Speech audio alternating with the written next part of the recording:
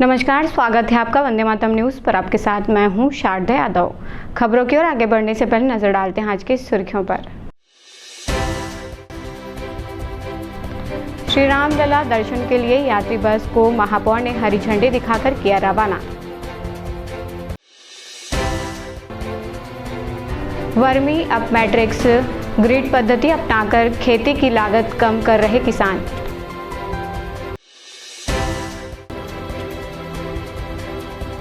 NHM कर्मियों ने अपने खून से मुख्यमंत्री को लिखा पत्र। अब खबरें विस्तार से। छत्तीसगढ़ सरकार की महत्वाकांक्षी योजना श्री रामलला दर्शन के तहत नगर निगम के साकेत भवन परिसर से बुजुर्ग यात्रियों की बस को महापौर संजू देवी राजपूत ने हरी झंडी दिखाकर रवाना किया। इस अवसर पर नगर निगम अधिकारी एवं भाजपा पदाधिकारी व पार्षदगण उपस्थित रहे। यात्रा पर रवाना किए गए श्रद्धालुओं ने योजना के लिए आभार व्यक्त किया और उत्साहपूर्वक अयोध्या दर्शन के लिए प्रस्थान किया।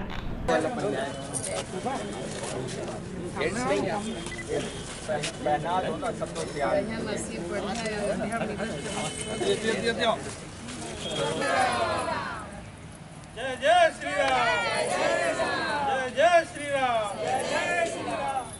भारत माता की जय। झंडा दे दीजिए। आप लोग बैठे।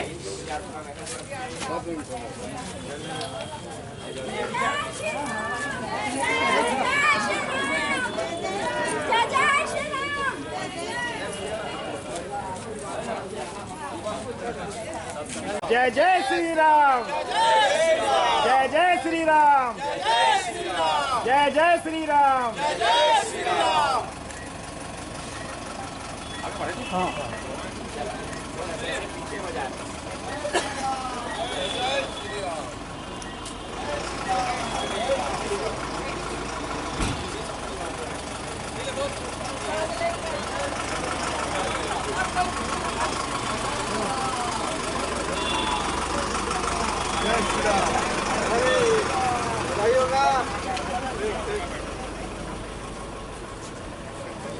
यात्रियों को कोरबा नगर निगम परिवार के द्वारा यहाँ से तीर्थयात्रियों को श्री राम प्रभु के अयोध्या धाम के लिए रवाना किया गया है, जिसमें हमारे भारतीय जनता पार्टी के हमारे पूरे कार्यकर्ता, हमारे पार्षद हितानंद अग्रवाल जी MIC मेंबर, हमारे कुहड़िया के हमारे छोटे भाई नरेंद्र देवांगन जी पार्षद, हमारी धन कुमारी जी और सचिव हमारे कंवर जी और पवन वर्मा जी, सारे लोगों की उपस्थिति में आज अयोध्या के लिए यात्रियों को रवाना किया गया है।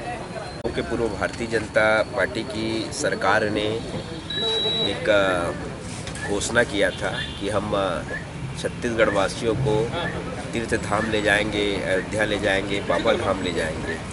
उस वादे को पूरा करते हुए विष्णुदेव साय जी एक अच्छे प्रदेश के पुत्र के रूप में सेवा करते हुए प्रदेशवासियों में अभी वृद्धजनों को जो है अयोध्या धाम दर्शन, बाबा धाम दर्शन कराया जा रहा है।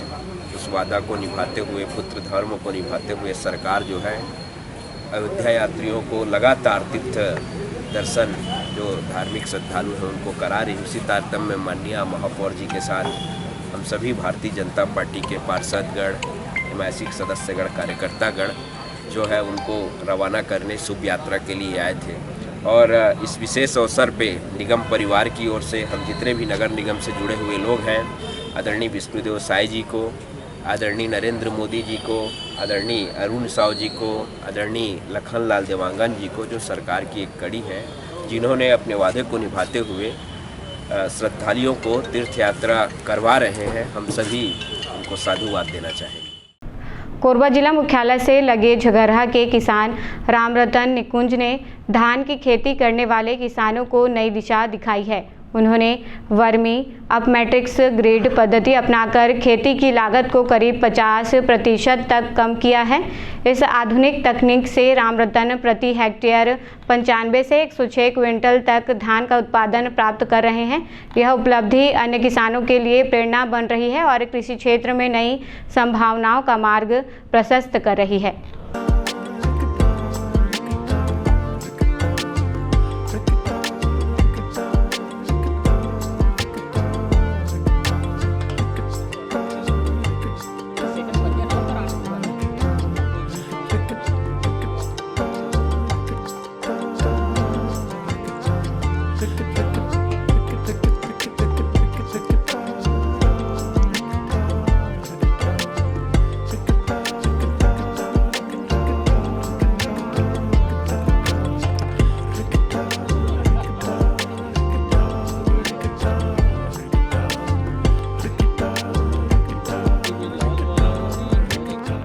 और मेरा यहाँ 1 हेक्टेयर ज़मीन है, बोर लगा है, जिसमें से मैं अपना पावर ग्रिड मेथड से लगा रहा हूँ। उसमें परंपरागत खेती से अच्छा उत्पादन हो रहा है। पिछले साल के मुताबिक इस साल भी अच्छा होगा, उम्मीद है। और पिछले साल 106 कुंटल हो गया था और इस बार उम्मीद है उससे ज़्यादा होगा। ये एक वर्मी मैट्रिक्स ग्रिड मेथड है, जिसमें वर्मी खाद का एक निश्चित दूरी पर लगाकर उसमें धान के पौधे रोपे जाते हैं 15 से 20 दिनों के। और इसमें लगातार जो देखा गया है कि इसमें जो रासायनिक विधि से जो खेती करते हैं, चाहे कीटनाशक हो या उसमें जो खरपतवार नाशक, उसका उपयोग नहीं किया जाता। और इसमें जो जैविक ढंग से बनाए गए कीटनाशक को का उपयोग कर इसमें जो लागत है खेती की उसको कम करे हैं और साथ में उपज को अपन जस्ट दुगना करने में सफलता हासिल की है। इसमें किसान ने 106 कुंटल अधिकतम तक की उपज अभी तक प्राप्त करी है। सर, ये परंपरागत खेती से किस तरीके से अलग है, कितना लाभ हो जाता है? जी, ये परंपरागत खेती से तो काफ़ी ही अलग है। परंपरागत खेती की अपनी अलग ही वो है, खर्चे हैं उसके, लेकिन इसमें तो खर्चा है, लेकिन साथ में इसकी उपज बहुत ज़्यादा है।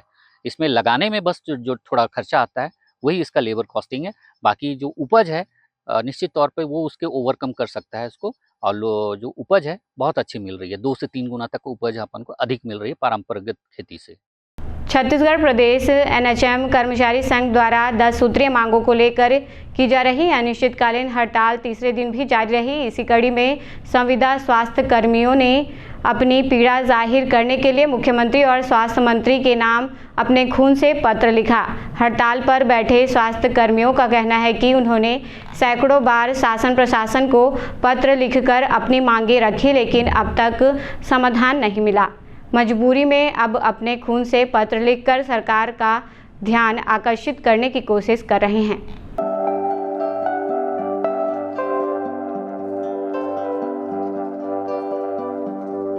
सुरक्षा के जो 24 घंटे 7 दिन हम काम कर रहे हैं, वो जो तकलीफ है स्वीकार करने हेतु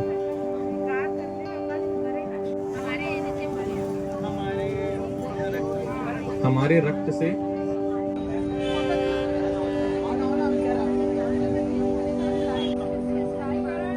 स्थायीकरण कौमा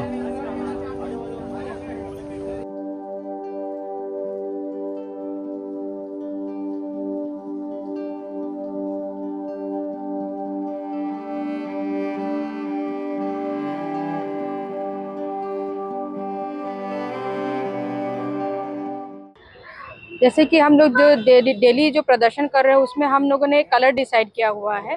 तो जैसे आज हमारा कलर है लाल कलर। लाल कलर जो है वो प्रतीक है कि जैसे कि हमारे यहाँ एक्सीडेंटल बीमा वगैरह नहीं मिलता, हमको मेडिकल भी हम लोग को नहीं मिलता। तो हमने अपना ये रखा हुआ है कि आज हम लाल कलर पहनेंगे और लाल कलर पहनकर अपने रक्त देकर हम मंत्री जी को लेटर लिखेंगे और अपनी मांगों को उनके सामने संवेदनापूर्ण रखेंगे।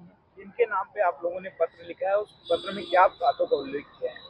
हमने माननीय मुख्यमंत्री जी के नाम पे तथा माननीय स्वास्थ्य मंत्री जी के नाम पे पत्र लिखा है और इसमें हमने अपने सभी 10 सूत्री मांगों का उल्लेख किया हुआ है। उम्मीद क्या जता रहे हैं कि आप लोगों के इस रक्त पत्र को देख के कुछ नहीं, हमारी तो पूरी उम्मीद है कि हमारे इस रक्त पत्र को देख के उनके अंदर का से में भी करुणामय स्थिति जाग जाए और वो हमारे जितने भी मांगे हैं उसको पूरा करने के लिए तत्पर हो जाए। कल कुछ गिफ्ट भी दिया है मुख्यमंत्रियों द्वारा आप लोगों को, 27% जो आप लोग जो वेतन वृद्धि की मांग रहे हैं, उस पर कुछ मांगों को आप लोगों को मान लिया गया है। इस पे आपका क्या कहना है? जी, कुछ मांगों के लिए उन्होंने तो लिखा है पत्र, पर हमारी जो 27% वृद्धि है जो उन्होंने बोला है, पर उसका आदेश लेटर अभी तक नहीं आया है। मतलब बातों से तो बहुत दिन हो गया। अब हम चाह रहे हैं जो भी वो दे वो लिखित में दे, तो हम उसमें आश्वस्त होंगे और तब हम हमारा ये अनिश्चितकालीन हड़ताल है हम फिर समाप्त कर देंगे। हमारा ये अनिश्चितकालीन आंदोलन 18 अगस्त से स्टार्ट हुआ है। इसमें आज की जो हमारी एक्टिविटी है वो है कि आज हम संविदा स्वास्थ्य कर्मी अपने रक्त से प्रशासन को, शासन को पत्र प्रेषित कर रहे हैं, क्योंकि कलम से हमने लगभग 160 बार पालन प्रतिवेदन करते हुए कई बार हमने उनसे दरख्वास्त की है, लेकिन आज तक हमारी मांगों पर ध्यान भी नहीं दिया गया। 2 बार चर्चाएं बस हुई, पर चर्चाओं का कोई फल नहीं निकला।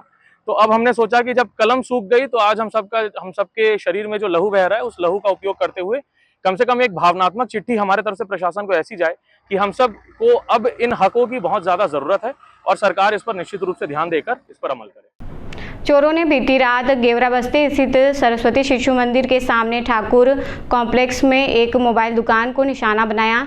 चोर टीन का छज्जा निकालकर अंदर घुसे और दुकान से करीब 40,000 रुपये नकद समेत अन्य महंगे मोबाइल सामग्री पर हाथ साफ कर दिया। घटना की जानकारी सुबह होने पर दुकान संचालक ने पुलिस को दी। सूचना मिलते ही पुलिस मौके पर पहुंची और जांच शुरू कर दी है।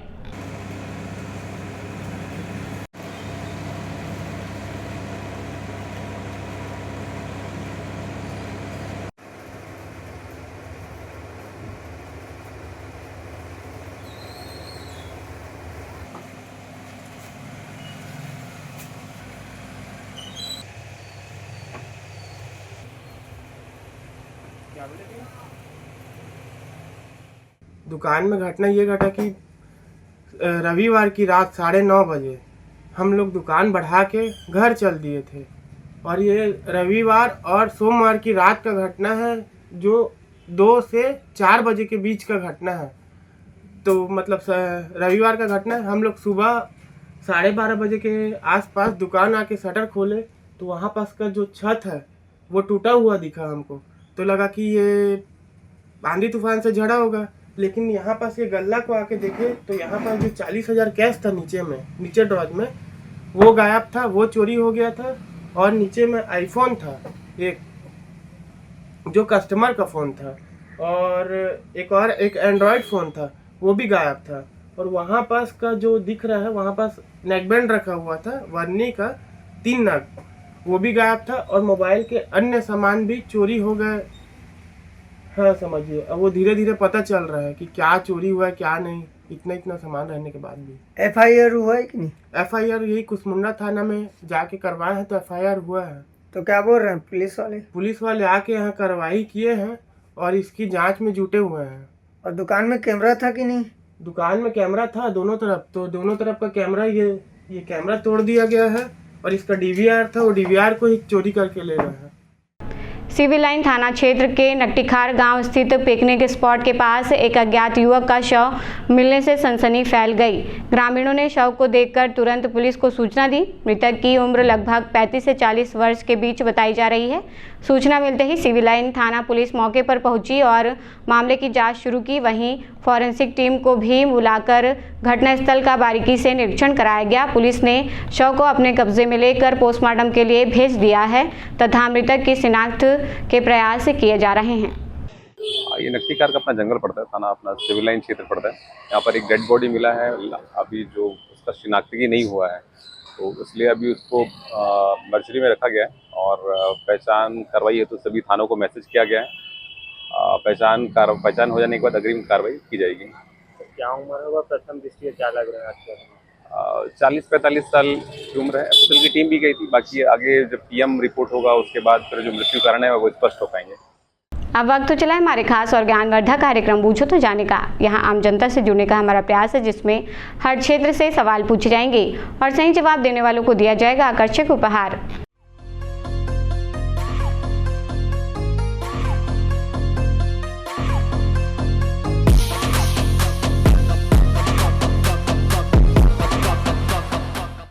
नमस्कार दर्शकों, आप सभी का स्वागत है आपके पसंदीदा कार्यक्रम पूछो तो जाने में। आज का हमारा सवाल है कि किस भारतीय ने सबसे पहले ओलंपिक में स्वर्ण पदक जीता। आज के हमारे विजेता को दिया जाएगा फिजिक्स वाला कोचिंग इंस्टीट्यूट की ओर से आकर्षक उपहार। तो आइए चलते हैं दर्शकों के बीच और जानते हैं आज के सवाल का जवाब। किस भारतीय ने सबसे पहले ओलंपिक में स्वर्ण पदक जीता? सोचना पड़ेगा। ओलंपिक में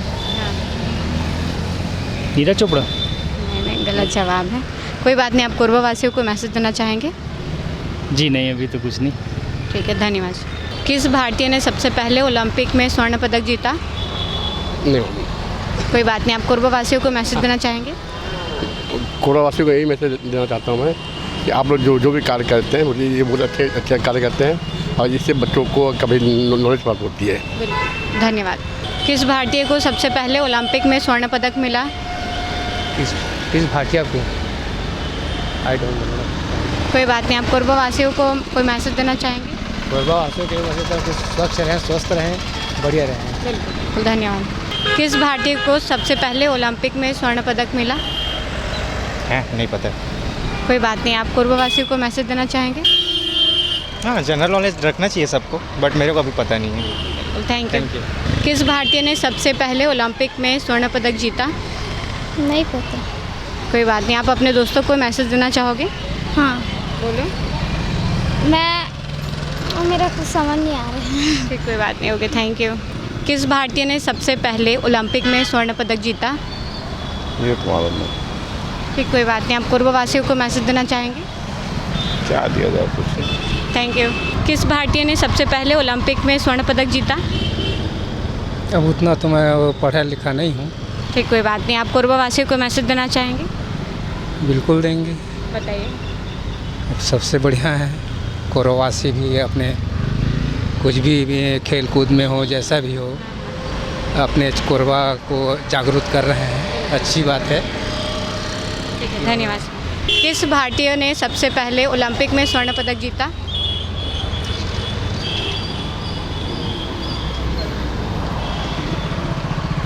याद नहीं है, उसका भूल गया मैं। ठीक, कोई बात नहीं, आप कोरबा वासियों को मैसेज देना चाहेंगे? हाँ, कोरबा वासियों को मैं मैसेज देना चाहूँगा कि नशा से मुक्त रहें और नशे मुक्त अभियान से जुड़े रहें और कोरबा नशा मुक्ति केंद्र में जाके एक बार विजिट कर लें। बिल्कुल, धन्यवाद सर। किस भारतीय ने ओलंपिक में सबसे पहले स्वर्ण पदक जीता? ये तो मालूम नहीं है। ठीक, कोई बात नहीं, आप कोरबा वासियों को मैसेज देना चाहेंगे? कोरबा वासी को ये मैसेज देना चाहता हूँ कि मतलब वो अपने एक्टिव रखे प्रतियोगिता में और विशेष ध्यान रखे कि मतलब वो पर्यावरण प्रदूषण में बहुत ज़्यादा यहाँ है, विशेष ध्यान दे। रोड भी बहुत ज़्यादा गड्ढा है और आए दिन मतलब उसमें ये हो रहा है कि मतलब दुर्घटना ज़्यादा हो रहा है, तो इसमें विशेष ध्यान दे। मैं मीडिया के माध्यम से बोलना चाह रहा हूँ देशवासियों को और कोरबा वासियों को कि रोड पर विशेष ध्यान दें। बिल्कुल, ठीक है सर। ठीक है, धन्यवाद सर। किस भारतीय ने सबसे पहले ओलंपिक में स्वर्ण पदक जीता? अभिनव बिंद्रा। आप श्योर हैं? हाँ। बिल्कुल सही जवाब दिया है आपने। आपका नाम क्या है? देवचंद। आपको दिया जाता है फिजिक्स वाला कोचिंग इंस्टीट्यूट की ओर से आकर्षक उपहार। कैसा लग रहा है जीत के? अच्छा लग रहा है। कोरबा वासियों को मैसेज देना चाहेंगे? हाँ, थोड़ा पढ़ाई लिखाई बढ़िया ध्यान से करना चाहिए, तो कुछ भी पॉसिबल नहीं है। बिल्कुल, ठीक, थैंक यू। आज का हमारा सवाल था कि किस भारतीय ने सबसे पहले ओलंपिक में स्वर्ण पदक जीता, जिसका सही जवाब है अभिनव बिंद्रा। आज के हमारे विजेता रहे हैं देवचंद, जिन्हें दिया गया है फिजिक्स वाला कोचिंग इंस्टीट्यूट की ओर से आकर्षक उपहार। तो आज के लिए बस इतना ही। कल फिर मिलते हैं एक नए सवाल और जवाब के साथ। बन रहे वंदे मातरम न्यूज़ के साथ, तब तक के लिए नमस्कार। खबरों का सिलसिला में ही जारी रहेगा, देखते रहिए वंदे मातरम न्यूज़। मिलते हैं अगले बुलेटिन में, तब तक के लिए नमस्कार।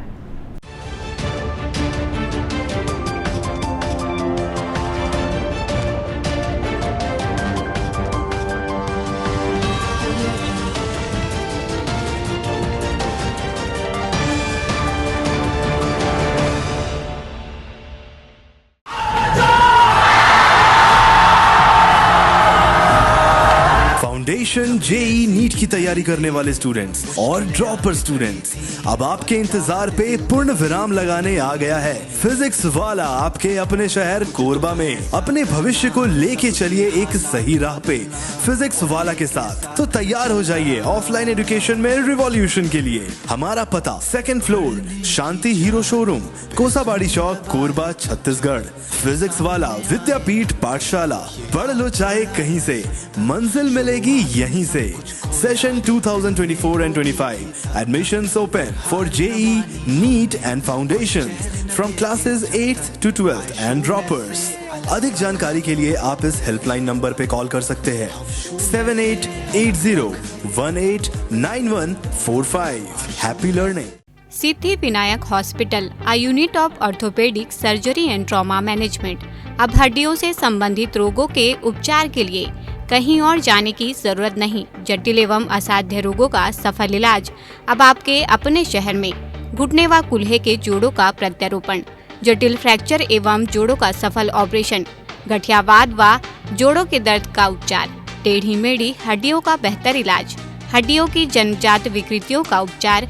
इसके अलावा OPD 1-2 की सुविधा, modern pathology lab, private semi private general ward की सुविधा, modern digital X-ray, ECG, ICU, ventilator की सुविधा, pharmacy, OT team, waiting area, 24 घंटे एम्बुलेंस एवं आपातकालीन सुविधाएं उपलब्ध। हमारा पता Siddhi Vinayak hospital, doctor Shadalnath, plot number 52, Bluebird school के पीछे, कोसाबारी, कोरबा। इसके अलावा अब हमारा नया संस्थान सिद्धि विनायक प्राथमिक एवं trauma centre, Urga.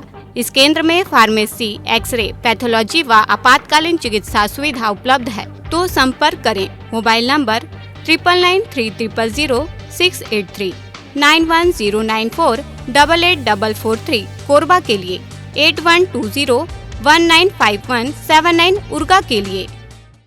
Hello friends, दोस्तों अगर आप भी अब 2025 में अपने घर में 3 किलोवाट यानी कि 3000 वाट का कंप्लीट सोलर सिस्टम लगवाने का प्लान कर रहे हैं या फिर लगवाने जा रहे हैं, तो आप 100% सही डिसीजन ले चुके हैं।